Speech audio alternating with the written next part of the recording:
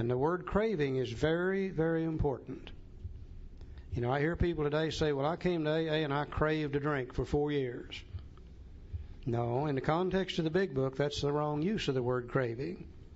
They might have needed a drink, wanted a drink, desired a drink. The only way an alcoholic can crave alcohol is to first put it in the body. Then the physical craving develops, and then we can't stop and we end up drunk.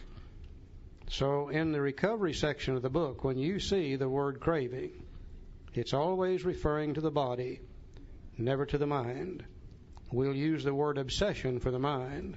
The word craving is for the body. Now, he goes on a little further over on Roman numeral 28, and he talks about 5 different kinds of drinkers. Then he drives this idea of the phenomenon of craving home being an allergy. One more time. Let's look at these 5 drinkers. He said the classification of alcoholics, this on Roman numeral page 28. The classification of alcoholics seems most difficult, and in much detail is outside the scope of this book. He said there are, of course, the psychopaths who are emotionally unstable. We're all familiar with this type. They're always going on the wagon for keeps, and they are over-remorseful and make many resolutions, but never a decision. We call that type 1. There is a type of man who is unwilling to admit that he cannot take a drink. He plans various ways of drinking. He changes his brand or his environment. That's type 2. There is a type who always believes that after being entirely free from alcohol for a period of time, he can take a drink without danger. Type 3.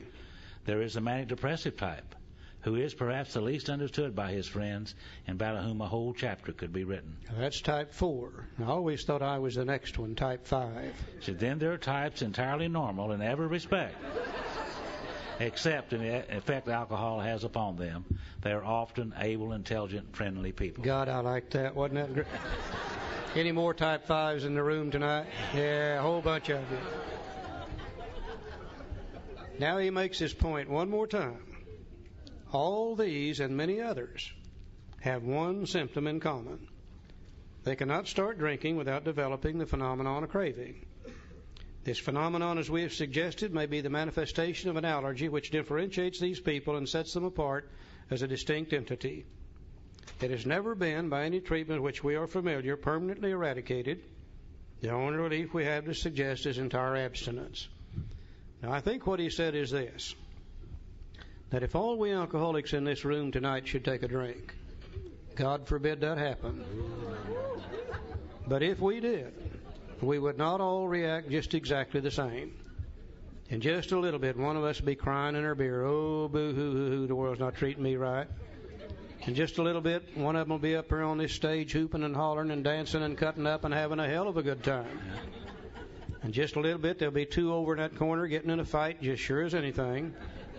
Look over here, there'll be a couple, one putting the make on the other. We tend to do that too when we drink. We would do many different things, but if we're a real alcoholic, there's one thing that every one of us would do. We would start looking for a second drink. The phenomenon of craving has taken over now. The allergy has manifested itself, and now when we can't stop, we've got to have a third drink, and a fourth, and a fifth, and a sixth, and an eighth, and a 10th, and on, till we're drunk, sick, and in all kinds of trouble. Now, it really doesn't make any difference whether we're born with it or whether we drink ourselves into it. I was born with it, I'm sure. The first drink I took at age 14, the allergy presented itself that night, and I got drunk. Every time I drank, I got drunk. I drank 26 years. I don't ever remember taking one drink of anything that had alcohol in it. It always led to 2 to 3 to 6 to 8 to 10, and etc. Some of you, I'm sure, drank with safety for several years. But somewhere you crossed the line. And the same thing began to happen to you after several years of drinking that happened to me from the very beginning. But what difference does it make? The fact is, that's the way we are tonight. I know that's the way we are tonight, too. Because if we were not that way tonight, we wouldn't be in this room tonight.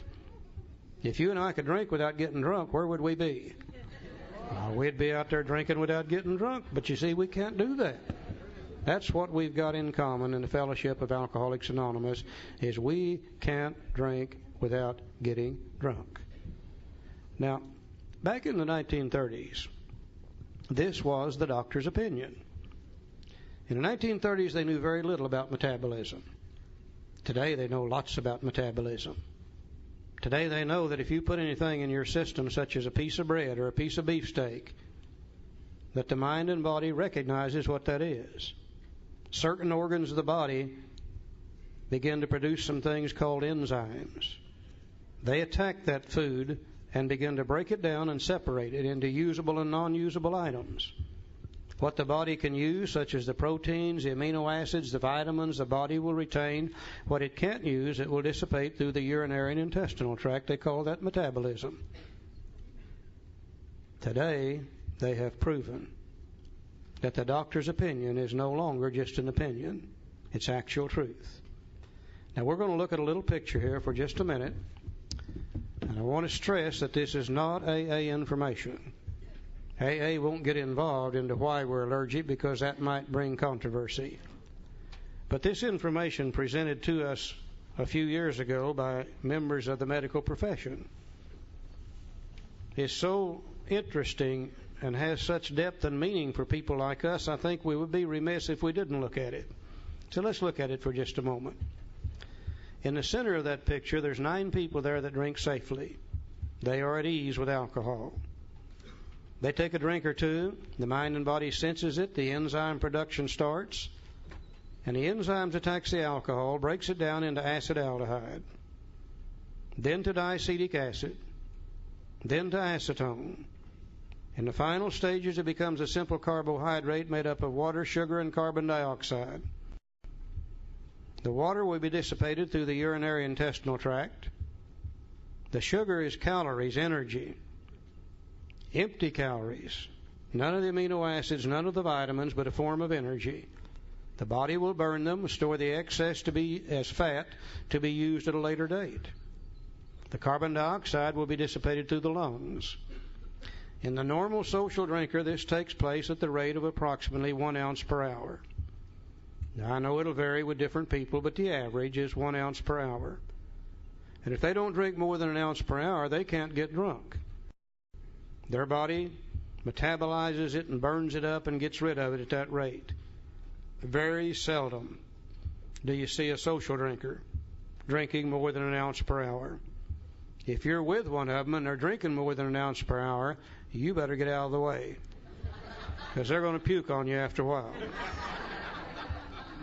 They'll either go to sleep or they'll puke on you, one of the two, every time.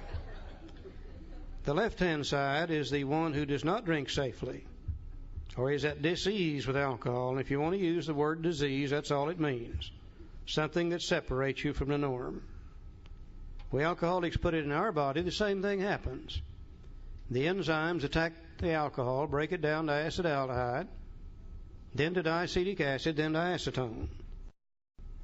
It seems as though in our bodies, the enzymes necessary to complete the metabolism, breaking it down from acetone to the simple carbohydrate, are not there in the same qualities and or quantities as they are in the body of the non-alcoholic. Therefore, it stays in our body for a longer period of time as acetone. It is proven today that acetone ingested into the human system that remains there for an appreciable period of time will produce an actual physical craving for more of the same. The non-alcoholic's body, it goes through that stage so rapidly the craving never occurs. In our body, it stays there long enough, the craving develops, and that demands a second drink. Now just think, you got most of the acetone from the first, now you put that in from the second. The acetone level goes up. And if the acetone is what causes the craving, then the craving becomes harder with the second drink. Now you put in the third. You got most of the first, nearly all the second. Now you put in the acetone from the third, and the craving goes up.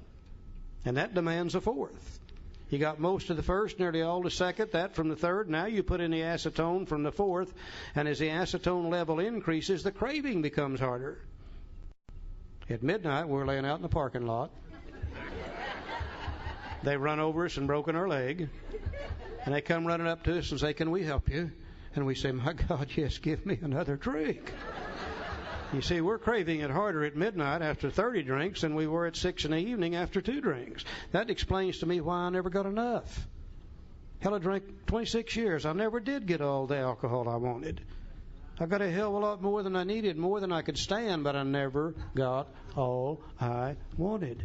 Because the more you drink, the higher the craving, the higher the craving, the more you want, the more you want. It's just endless.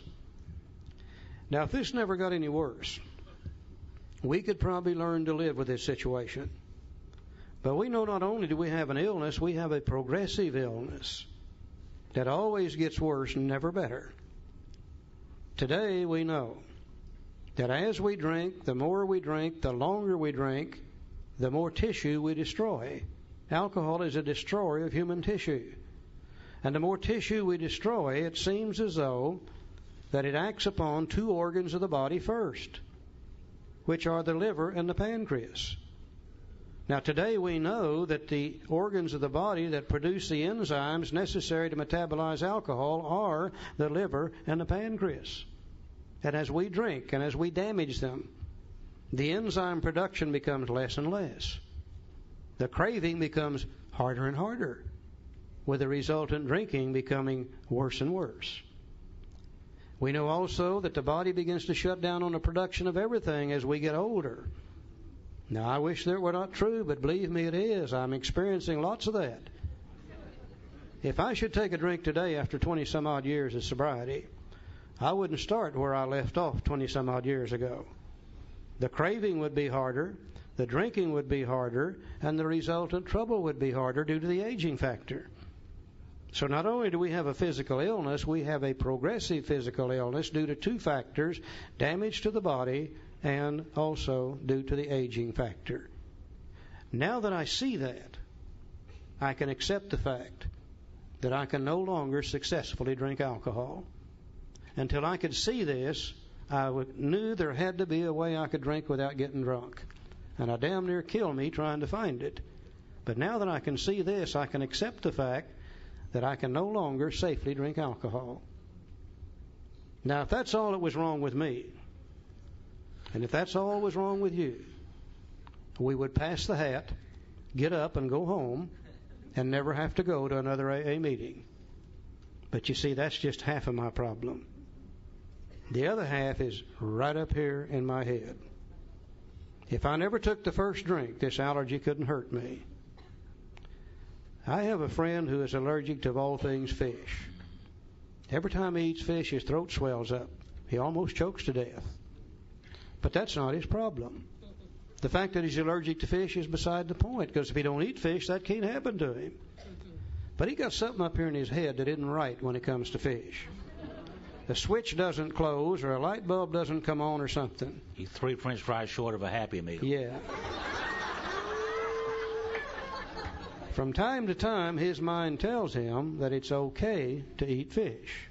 And he'll eat the fish. His throat swells up. He ends up in a hospital every time. And I'll bet it always starts like this. Well, I haven't had any fish in 90 days. Surely I could have one piece of fish. Or it says it's that orange roughy I've been eating. If I'd eaten nothing but halibut, it'd be okay. Or it might even say it's them damn people I've been eating fish with. If I just changed my crowd, whatever the reason, his mind gives him permission to do so. Now, I'm the same way when it comes to alcohol. Left on my own resources, from time to time, my mind tells me it's okay to drink alcohol. Then I take the drink and then the allergy takes over. So the real problem centers in my mind rather than my body. Let's look at the mind for just a few minutes, and then we'll be through for the night. Charlie said the doctor said he has never been by any treatment which we are familiar permanently eradicated. The only relief we have to suggest is the entire abstinence. In other words, if we have an allergy to alcohol and we crave more when we drink, he suggests we don't drink. And that's the end of that. So now we're going to talk about the most dangerous part of the illness. And the most dangerous part of the illness of alcoholism is when we're not drinking. You know why it's the most dangerous part of the illness? Because we're thinking about drinking. So let's move back now to the Roman numeral page 26, and we're going to start talking about the mind, twofold illness. We talked about the physical allergy in great detail. Now we're going to talk about the obsession of the mind. It's in bottom page, Roman numeral page 26. It says men and women drink essentially because they lack the effect produced by alcohol. Now, many alcoholics are highly offended when you say that. They say, no, that's not the reason I drink. They say the reason I drink is because I love the taste of alcohol. I wouldn't argue with them whether they do or not. I love the taste of cold beer. I always have all my life, as far back as I can remember. I also love the taste of Cold Mountain spring water.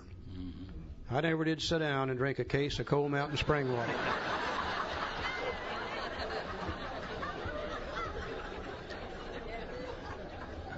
You see, that beer did something for me that spring water didn't do.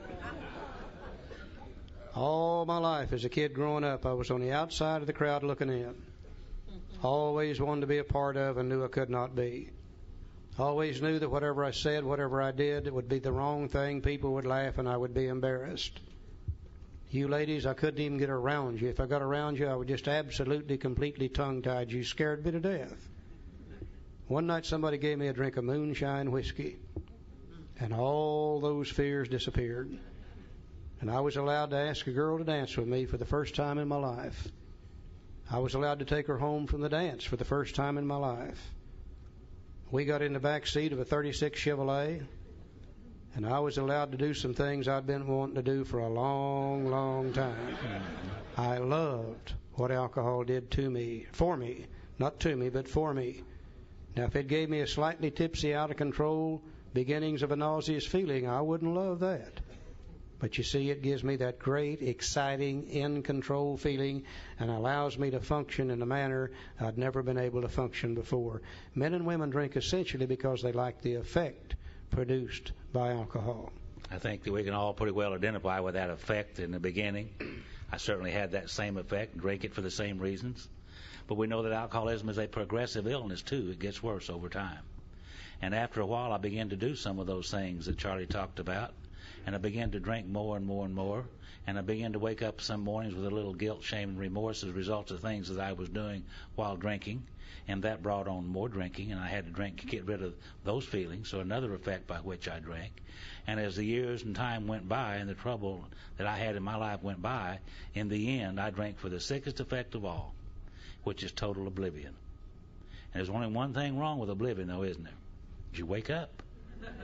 Then you got to start doing it again. So there are many, many effects by which we drink, and it progressively gets worse. He said the sensation is so elusive that while they admit it is injurious, they can after a time differentiate the true from the false. To them, their alcoholic life seems the only normal one, and I couldn't recognize the true from the false because my alcoholic life had become normal to me. Everywhere I went, alcohol was involved. Every bar that I went to, they drank like that the way I did in that bar. I didn't go to those bars. That's what I was doing down there at the Zebra Lounge. And one time, I remember I woke up one morning and had a clear thought. And I looked over at my wife, Phyllis, and I said, Phyllis, do you realize that most people don't drink like we do? Now, you know what she said? I don't talk this way. This is what she said. She said bullshit. That's just what she said. Everybody we know drinks just like we do. I thought, oh, that's true. So my alcoholic life had become normal. The abnormal had become normal, and I couldn't hardly tell the true from the false in that light. Now he begins to describe how people like us feel whenever we're sober, in forced periods of sobriety. He said, to them, they are restless, irritable, and discontented. Put a few little words in there, too. Said we're full of guilt, shame, and remorse. And remember, when we first got sober, we were new, they said if we didn't drink, we were going to feel better. Well, you're going to feel better, all right. You're going to feel resentment better. You're going to feel anger better. You're going to feel a lot of things better.